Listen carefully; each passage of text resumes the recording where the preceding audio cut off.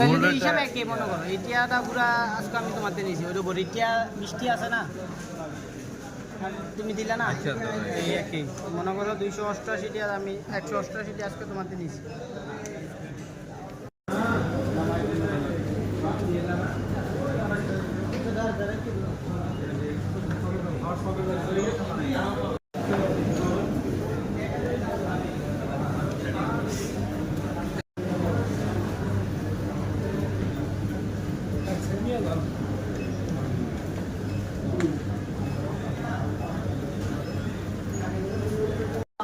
কই যাবেন আবার বলো বলা